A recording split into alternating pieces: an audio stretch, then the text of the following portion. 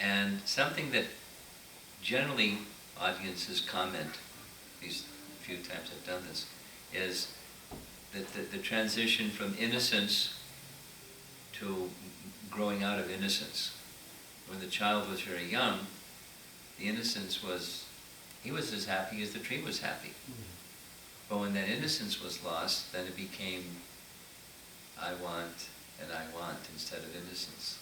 And then his journey of unhappiness commenced. So how to maintain, there are necessities, how to maintain innocence throughout life as we go through seeing to necessities. Interesting challenge. So let's go on to the next slide. There's another, this also requires sound. In the background to this is Prabhupada singing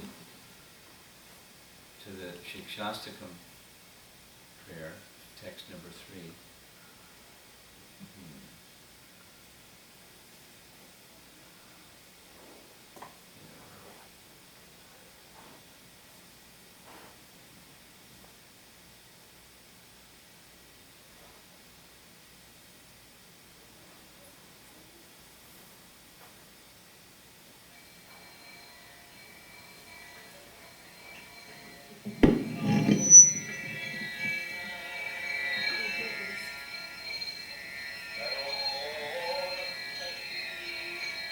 This is Srila Prabhupada singing this line from Lord Chaitanya's writings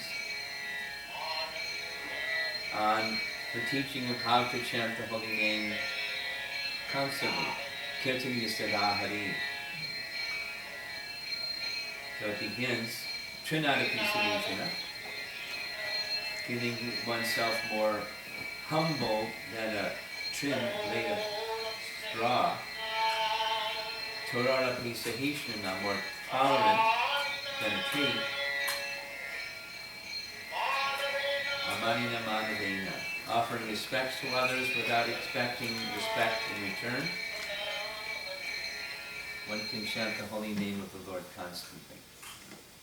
So, focus is going to go to the second line, Taror, about trees. Here's the translation. One should chant the holy name of the Lord in the humble state of mind, thinking oneself lower than the straw in the street. One should be more tolerant than a tree, devoid of all sense of false prestige, and should be ready to offer all respect to others.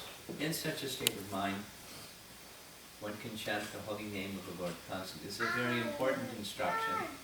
It's so important that Lord Chaitanya once said, quote, "Raising my hands, I declare, everyone please hear me. String this verse on the thread of the holy name and wear it on your neck for continuous remembrance." Like an ornament, a necklace you might wear with pearls or some other precious stones strung on a thread. So the verse is the jewel. It's teaching how to enter into the chanting of the holy name in such a way that one can continuously chant the holy name and feel ecstasy. So now here's the verse broken down. One should chant the holy name of the Lord in a humble state of mind, thinking oneself lower than the straw in the street. The painting on the right-hand side is Lord Chaitanya when he was first met by Sanatana Goswami, who prior to becoming Lord Chaitanya's devotee was Prime Minister under the government of Nawab Hussain Shah, which was about a third of all of India. He was in a highly aristocratic position, and he left all of that instead for a life of humble service to Lord Chaitanya. So when he met him, he literally put straw in his teeth, indicating his humility. clutched his lotus feet and begged him to give him spiritual instruction.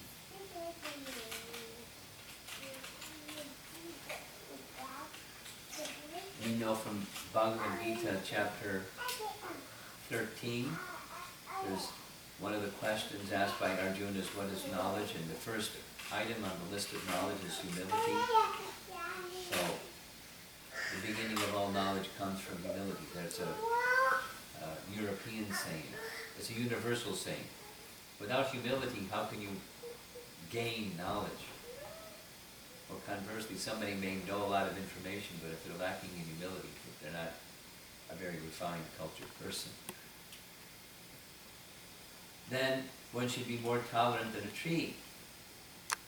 And here's some photographs indicating trees supply fruits, they don't protest. People cut their branches, they don't protest. Children may play on the tree, they don't protest. And then whether it's winter or summer season, cold or heat and scorching heat, no protest.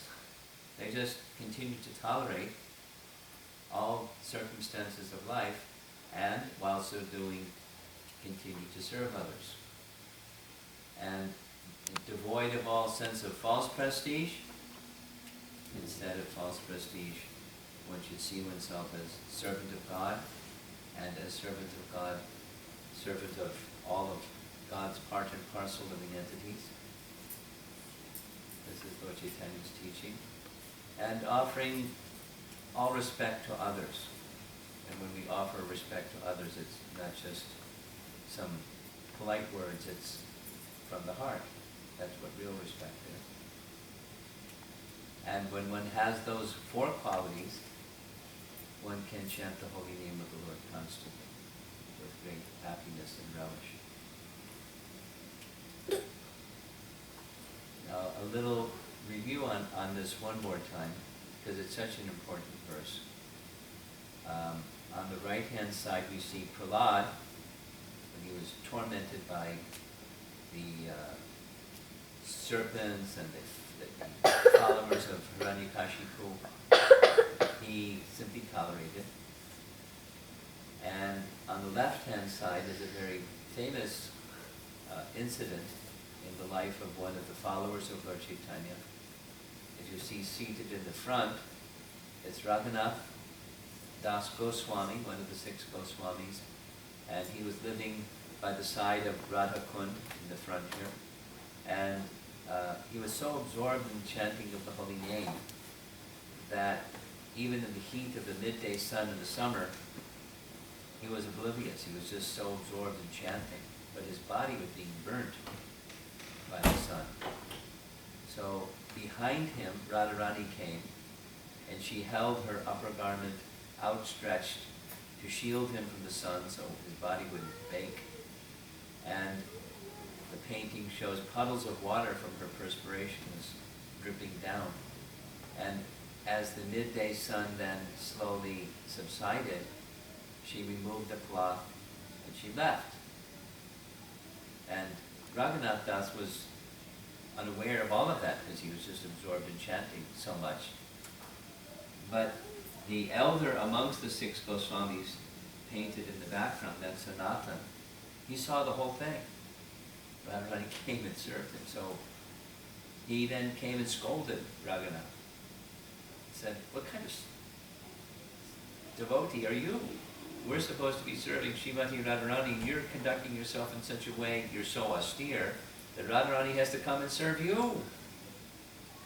What kind of service is that? Raghunath, build a little bhajan kutir and sit inside and do your chanting inside, and then Radharani doesn't have to come and serve you. So he said, yes, yes. But he didn't. Then something else happened.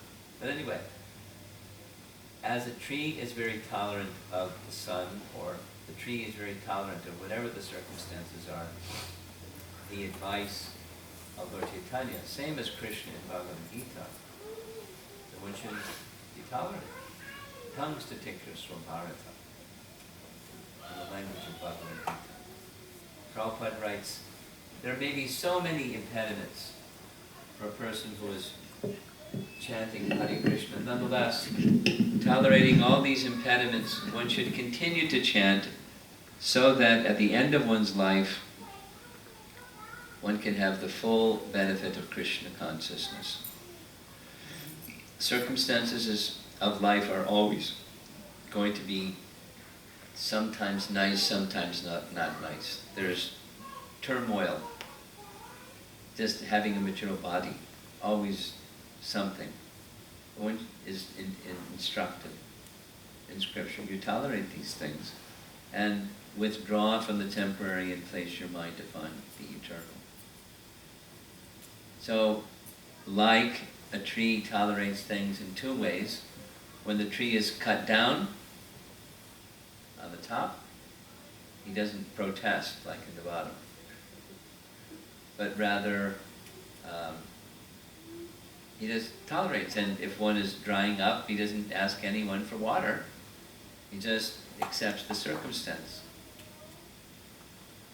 The tree delivers its fruits, flowers, whatever else it possesses.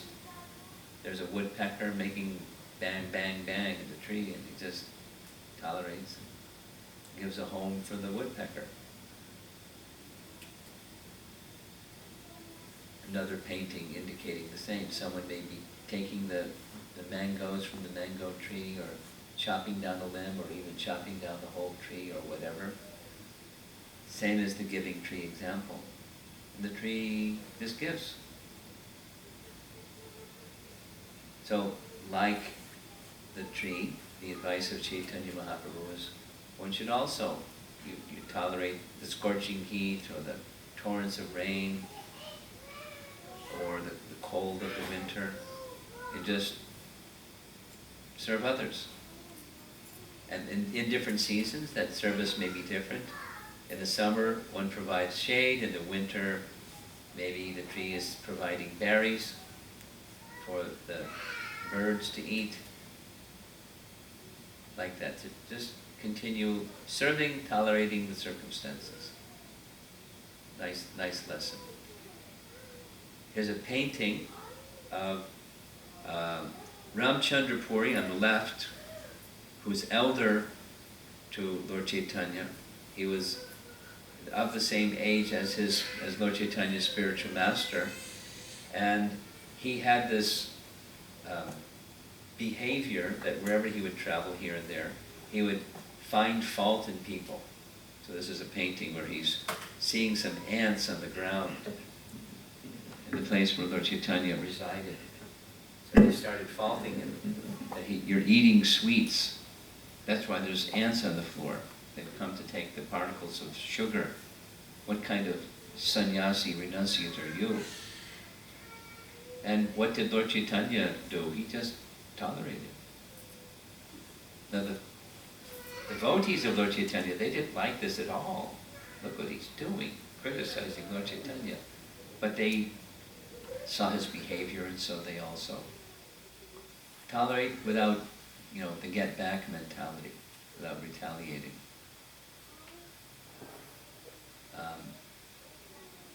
In the upper right is a painting of Madhavendra Puri. He was in the topmost stage of Paramahamsa sannyas, meaning that his vow was not only he wouldn't eat unless someone voluntarily came and offered him something to eat. If somebody tried to do that in America, they'd perish fast. But in India, a sadhu that would move about here and there, people would approach him and offer him something. In the painting, it's Krishna in the disguise of a young cowherd boy came and brought him a pot of milk. And in the lower left-hand side, this is Haridas Thakur, who was chanting 300,000, 3 lakhs of names every day. And as he would be getting older and older and older, it was difficult for him to complete his chanting. So this is a painting where Lord Chaitanya comes to give his mercy as Haridas voluntarily gives up his life, looking directly eye to eye in the face of Lord Chaitanya. the Haridas would also fast unless he had completed his chanting, which was a major amount of chanting. Very tolerant of the physical discomforts of life for some higher spiritual purpose. In the course of passing life, a Vaishnava does not give anxiety to others, but rather does good to them while forgetting about his own happiness. The painting here is the printer in Delhi, when Srila Prabhupada had accepted sannyas in Vrindavan. Periodically he would go to Delhi to visit a printer to get writings that he had written printed into a magazine format, or newspaper magazine format. And the printer was saying, Swamiji, you're just doing these literatures that people, after they receive and read, they throw away. Why don't you print something that's a hardbound book, and people will retain it? Your writing is so good, people should keep it. So Prabhupada was making all these sacrifices. The painting is there to illustrate. He was making sacrifice for his own happiness, simply for the concern for the happiness of others. And that's the nature of a saintly person, like the nature of a tree. Practicing forgiveness like that of a tree and giving up violence towards other living beings, he protects and maintains them. On the right side is Prabhupada seated in his rooms in Vrindavan, which was ideal life for a sannyasi, but for the benefit of others, he left Vrindavan, went to the west. Here is Prabhupada in Golden Gate Park, sitting with hippies and things that sannyasis don't normally want to do. But out of sacrifice for the welfare of others, he gave up the comforts of Vrindavan life and the sublime situation that he had to take great risks to give Krishna consciousness to others. Although a Vaishnava is the most exalted person, he is prideless and gives all respect to everyone, knowing everyone to be the resting place of Krishna. This is part of, these statements are taken directly from Chaitanya Charitamrita illustrating this verse. So in the painting, this is illustrating a painting from Bhagavad Gita, where the Pandita, Samadarshana, he sees equally all living entities, because he sees within them the spark of life and super soul within all living beings equally. Although their bodily form is different, within the soul is all part and parcel of the Supreme Lord. So giving respect to all living entities is based on spiritual understanding of their position. And then, if one can cultivate those qualities carefully and chant the holy name of Krishna, his dormant Krishna consciousness will awaken, and he'll transfer himself to the spiritual world. This is a painting that was done for Srila Prabhupada, a reprint of Easy Journey to Other Planets, through chanting of the holy name. And I think that's the end. Yeah, this is our Harinam party. There's, for your information, there's a group of devotees in New York who have been chanting on the streets of New York every day, 365 days of the year for the last 4 years. 8 hours a day. I mean, they have a group, they do a little rotation, they stop and have lunch and stuff, but otherwise, they're really, really dedicated. That photograph was taken maybe 2 years ago, and it got to be so much appreciated by, many people they leave their work early at 4 o'clock, and because they go from 2 o'clock till 8 o'clock, or then now it's from 12 o'clock till 8 o'clock. Every day, 12 o'clock to 8 o'clock in shifts. People leave work early and come sit down and join the chanting. It's really fun. They really like it. But when it's cold in the winter, they just go in the subway. And when it rains, they go in the subway. They don't go to the same subway station, they go to different subway stations, so no one gets really bothered. And the police like it, because we're peaceful. We're helping bring, a peaceful atmosphere to the place. So the police don't bother us. It's legal, but they can do whatever they want to do, but they don't bother us. And the only consideration is we can't have amplification. That's okay, because there's enough singers. They can, a couple of drums, harmonium, and some kartals, and you don't need amplification. And it's really nice. You can go on, you can do so many things on the internet these days, but go on the internet and see Harinam Ashram or Union Square Park, Harinam. And they're there, singing. It's live streamed on Mayapur TV. Using technology to engage people in chanting of the holy name. So the qualification for doing that is this spirit of four things. Being very tolerant, being forbearing, and in a mood of service unto others, very humble in your regard towards yourself and your position in life. Even one may be a very great person. Internally very humble.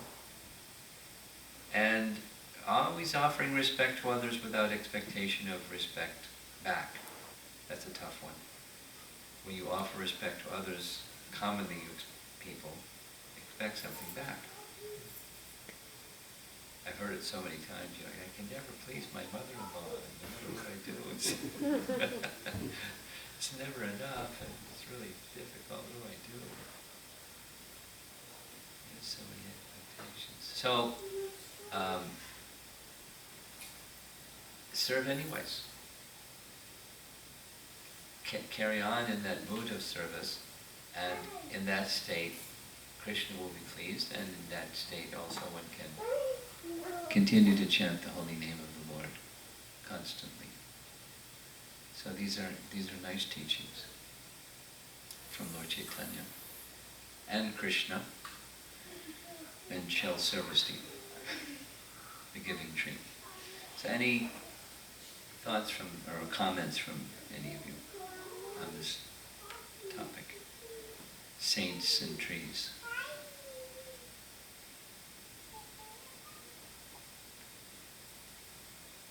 Yes. Yes. So, in the example that you showed us about Chaitanya Mahaprabhu not responding and being tolerant when Ramachandra Puri said, Yeah. so he was rebuked and chastised. Right. But then nowadays what we are being taught is about being assertive. So in the outside world, how do we, at work or places like that, in a community of devotees it is okay, we learn to be tolerant, but outside at work and things like that, or is it like, do we practice tolerance? Well, it depends on the circumstance. Prabhupada repeated this phrase once in relation to a woman and once in relation to one of his sannyas disciples. The phrase was, a lamb at home and a lion in the chase. This one, when the reference with the woman was, her name is Jagadatri, Prabhupada's disciple, and she very much liked distributing books. And then she asked Prabhupada, how do I do this? Because I like distributing books, I know you like it very much too, but a woman is supposed to be shy. And to distribute books, I have to approach people that I don't know, and it seems against the position of a woman's shyness. And then I come back to the temple, and there's another set of criterion that's expected of me. So how do I navigate this? Prabhupada spoke like this: a lamb at home and a lion in the chase. So to speak to others, to go out of your way, that people interrupt their flow of their day and invite them to take a look at the literature. you're not exactly being assertive, but you're being intrusive. And so that's the context of book distribution. But, for the purpose of Krishna's service, one may do something like that. For the purpose of Krishna's service. My response to your question is, it so much depends upon what's an appropriate service for a given circumstance. Circumstance specific, what is appropriate. And even if we're tolerant in the association of devotees, we may, in an appropriate manner, not in an assertive manner, we may clarify or speak the truth, not in a defensive manner or a hostile manner or an aggressive manner, but speak the truth. And so, being humble doesn't mean be quiet. Being humble means be humble. And when you speak with humility.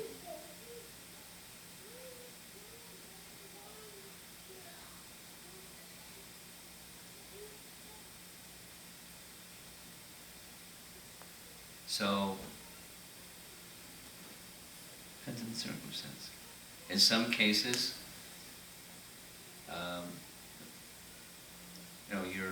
you're with your children, and the children are behaving in a way that's hurtful to themselves or to others. So, what are you going to do? Be humble? You have to speak something, but when you speak something, even if it's for the purpose of discipline, it should be done with the mood where, this is Prabhupada now teaching this, that the child understand is coming from a place of love. Because it's not understood as coming from a place of love, there will be resentment. And when the adult is not there, then the behavior will be amplified, not only repeated, out of resentment. So, the assertiveness was your question. The assertiveness has its place when it's in the proper mood of service. And then it can be accepted because it's from a Vaishnava, that it's from a position of service. But you can't pretend that. You can't fake it. It has to come from Krishna consciousness as the basis. And therefore, I'm just thinking specifically now about some examples that Prabhupada gave of his own life. He said, I can speak the way that I speak because I'm an old man. You can't speak this way. Don't imitate. So if one has the credential, it's not just he was an old man, he was fully Krishna conscious. So because he was fully Krishna conscious and elderly, he could say some of the things that he said in an assertive way. And we shouldn't imitate because he did. Sometimes it's far more disarming that you're just humble. I could give some anecdotal examples of that, but it's even if, just one more time around, even if there is a circumstance that service requires being assertive, it should come from a humble mood of service, a humble condition of heart. And then do so because it's for Krishna's purpose to be served appropriate. Whatever the world trains you to be. Our Vaishnava teachers train us this way. Arjuna, in service to Krishna, he fought. He was assertive for Krishna. Krishna wanted that, so he did that. But in the humble mood of service. And if it's not appropriate, then for the circumstance, then you don't. That's Vaishnava. Nice question. Anything else? Yeah. You mentioned about Kantidev Maharaj giving his piety to the citizens. Yeah. And I also hear from some devotees they chant their rounds and they give the result of those rounds to other devotees. Is it? I just was. There is such a thing as, like, it's like praying for someone. Similar. Ambarish Maharaj did the same thing when he was offering his prayers to Sudarshan Chakra. In fact, the 1 year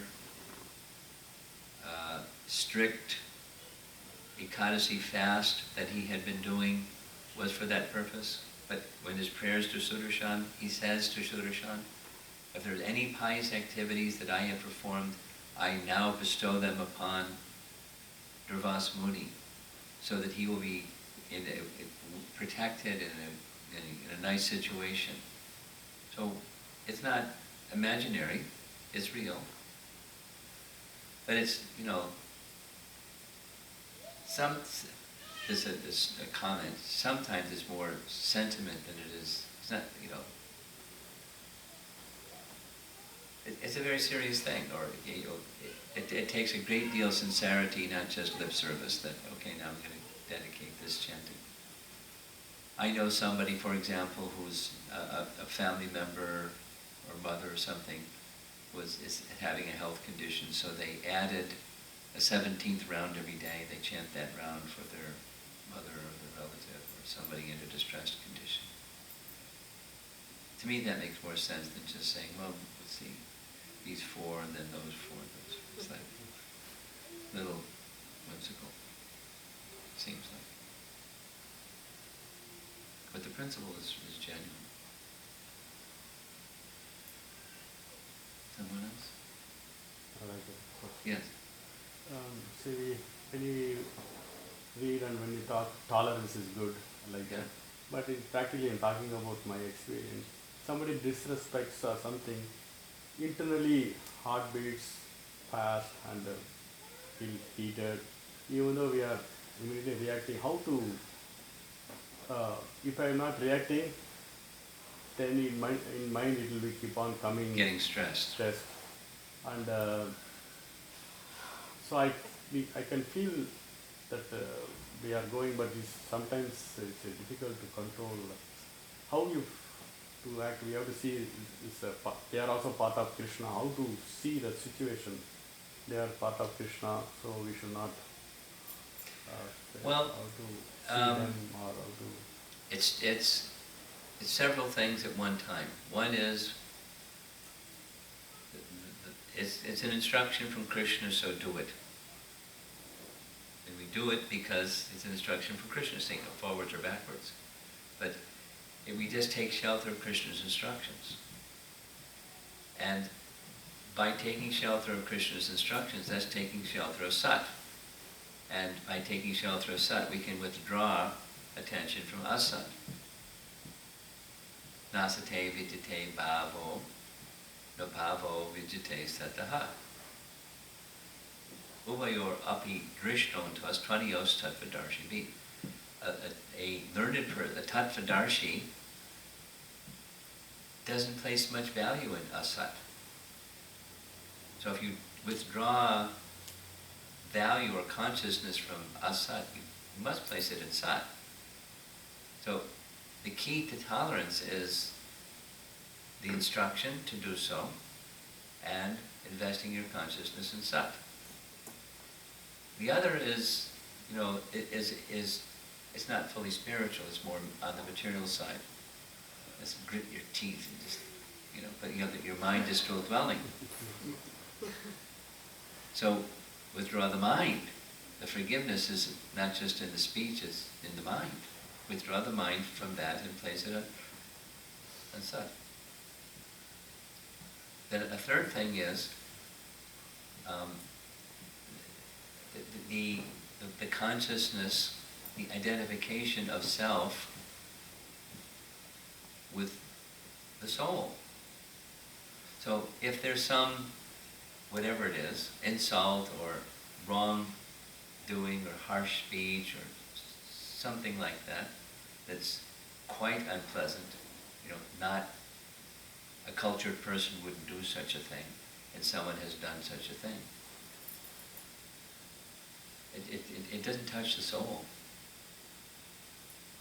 And that's another root of tolerance is it really doesn't have anything to do with reality in the absolute sense. Now, then there's a fourth, and that is, if something is coming to me that's unpleasant or wrongful even, why is that coming? It's the fruit of my past deeds.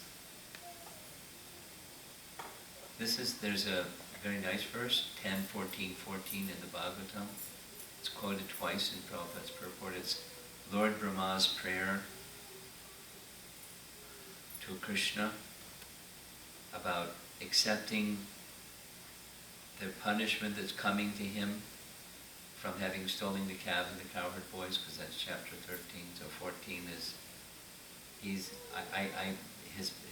spirit is, I'm not going to try to reduce or counteract the reaction coming to me. I'm going to just accept it as the fruit of my misdeeds. So that's where my mind won't go. And where my mind will go is only to one thing, the lotus feet of Krishna, in service of the lotus feet of Krishna. That my mind not budge 1 inch from that position. So that's, it's by spiritual shelter, tolerance is already there. And the converse, if I can't, at least in the beginning, by instruction, tolerate, I'm never going to get to the spiritual position.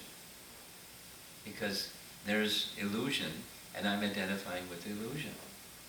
And I'm not identifying with reality. I'm so caught up in the illusion.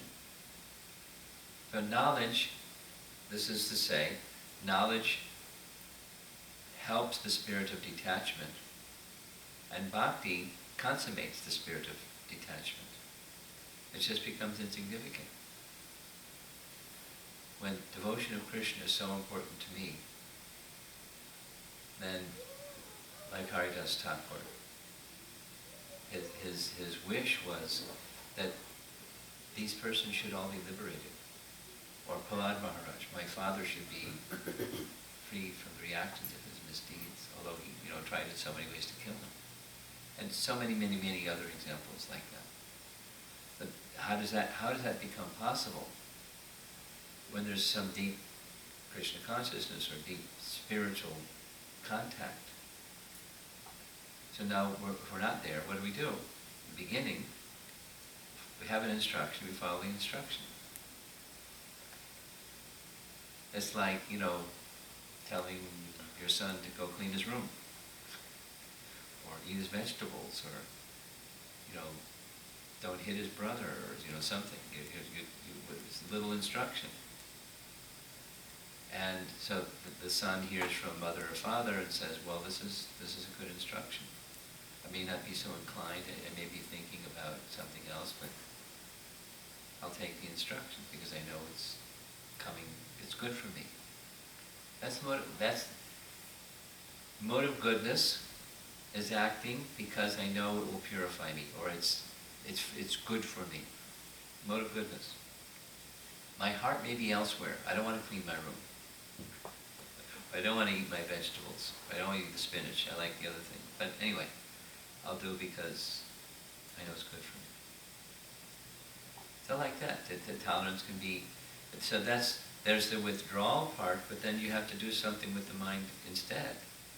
You invest it in Sat.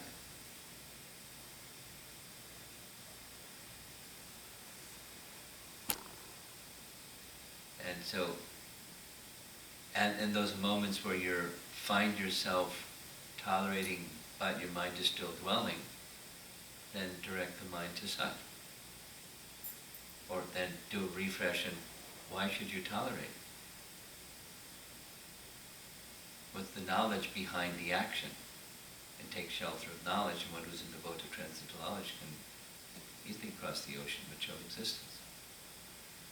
Take shelter of the lotus feet of Krishna in the mode of serving him. What's the best way to serve him? Get angry? not good service. Unless it's, Krishna wants you to be angry. Unless it's in service to Krishna. That's the control valve. Service to Krishna. And as we're strengthening that, then we're at least the foothold is knowledge. This is the platform of goodness. Goodness brings me closer to godliness. Knowledge, detachment, and invest in Sat. Just keep doing it and keep doing it and keep doing it, and abhyasa, by practice, it becomes second nature.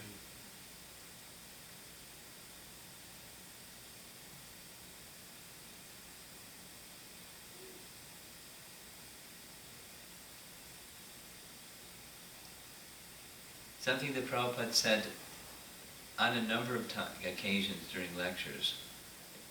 Since I heard him say it several times, I was pondering, there must be something very deep and profound about this message.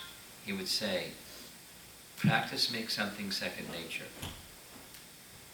So hearing it again and again, it goes like this, in relation to your question. My nature is, at least in some occasions, when something that is disturbing, I tolerate it, but my mind still, I don't lash out back, but my mind is still dwelling on that something. I know that's not right.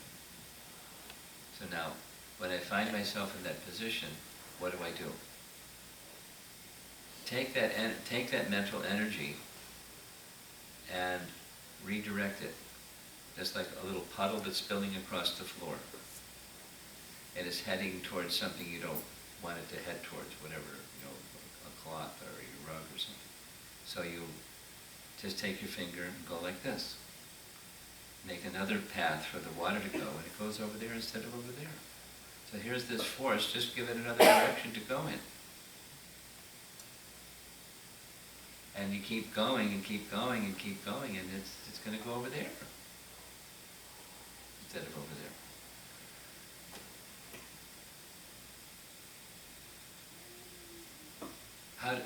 How do paths in a forest? I was once at a japa retreat, my first japa retreat in Maryland. It was at a park. It was they had a little gathering place, and then they had campsites here and there. So we stayed at one of the campsites. And on our 64 round day, it was mainly at this, where we were having our gatherings, kind of like a chapel thing, but round, shaped. At one point I wanted to go for a walk, a little chapel walk in the forested area. It was really nice. So I went walking, and then I noticed there's this little path that seems to be going through the forest. So I was following the path. And then it occurred to me, while I'm supposed to be paying attention to chanting the holy name, my thoughts started going, why is there a path here? It's because a bunch of people walked up and down, whereas they didn't walk up and down over there, or over there, or over there. They just up and down that made a path. Then I saw some deer, and then I got really distracted. There were two deer staring at me, and I was staring at them. So I slowly walked towards the deer, not slow enough so they wouldn't run, and they were watching me. And anyway, it went on. So how can we get the mind to go to Krishna in those circumstances, instead of get stuck in the feeling of hurt or resentment or that bad feeling? Instead of go to Krishna, it's just you practice, like the path in the forest. You just up and down, and the next thing you know, there's a path in the forest. Just by going up and down.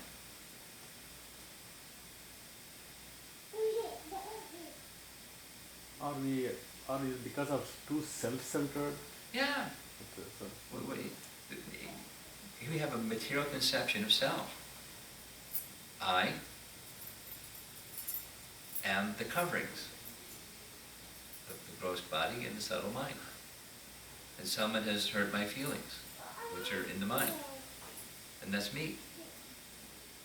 It has nothing to do with me. It's false ego. You say self-centered, but even more specifically, a misconception of self. It has nothing to do with you.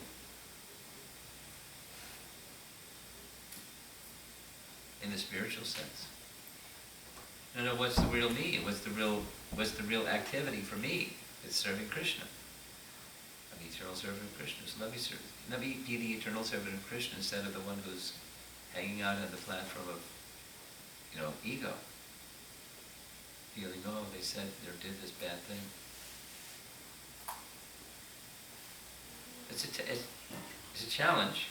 Life it's filled with challenges, and it's filled with opportunities. We can go to Krishna instead.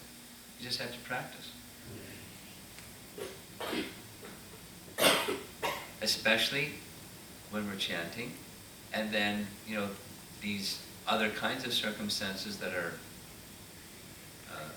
difficult, that's another opportunity.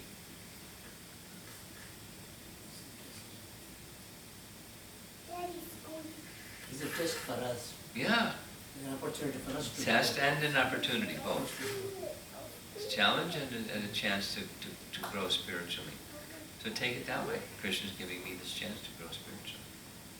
Let me say yes to Krishna instead of saying yes to my mind. And just practice and practice, practice. And it's completely natural. It's natural for the soul to go to Krishna instead of go to, illusion, false ego conception of I and mine. So we are the same context in Shira. Sure. There was a guy from Vietnam, a physician, a Buddhist, and he was working in a hospital where I was working. And in the state institution there for 20-30 years, for a long time. So all the employees and this guy also worked together.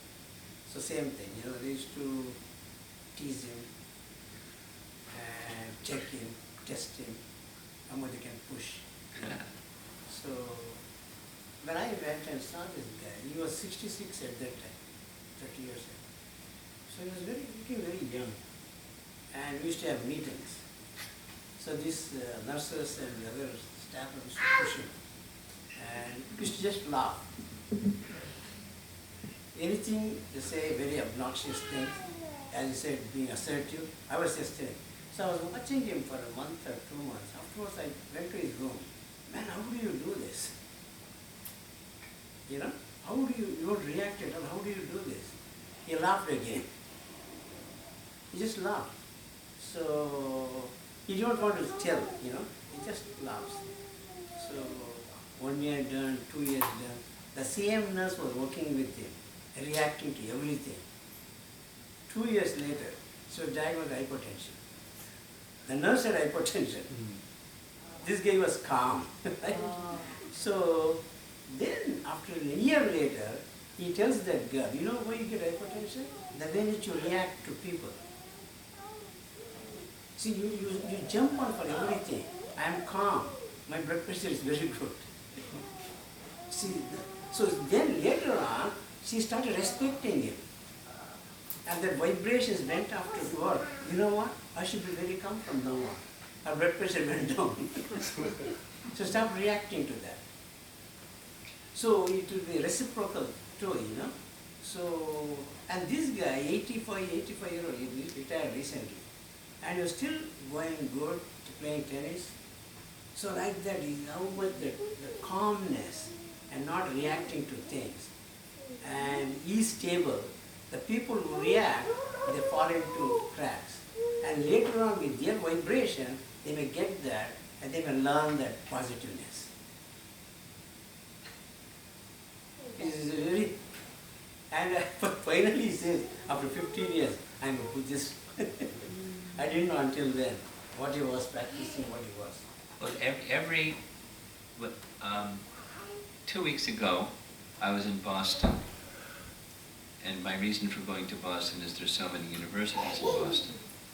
And there were 4 colleges that I visited in 4 days, and every one of them wanted the same presentation, stress management. Yeah. There are techniques for reducing stress. And you know, the principle of tolerance is strengthened by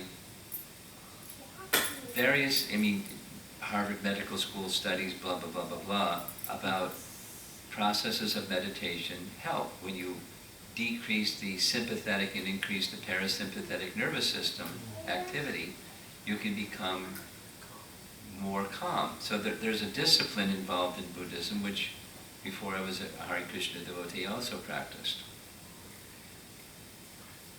A distinction between meditation and meditation with a sacred sound. This is how Harvard Medical School made their studies. When there's a sacred sound, and in our case specifically the holy name of God, then there's the basis and support for that calmness that stays with you, not just, through the passage of time, a meditation process will dissipate. Through the sacred sound vibration, the support continues because the name of God and God are not different. Anyway, just making a comparison between a meditation process that's calming and promotes being tolerant and not being reactive, but being deep and profound within, content within. Something that maintains and sustains and supports that from a spiritual perspective is mantra. There's medical studies from different universities on this topic. So, looks like it's time to end. Many of you have to do something I don't have to do tomorrow morning. Chant your rounds and go off to work. So, thank you for coming. Just before here, I was in Chicago. I asked the deity department if they could give me some Mahaprasad from the deities. So I have a box of Kishori Mahaprasadam, so I could walk around and give some out. Hare Krishna. Hare Krishna.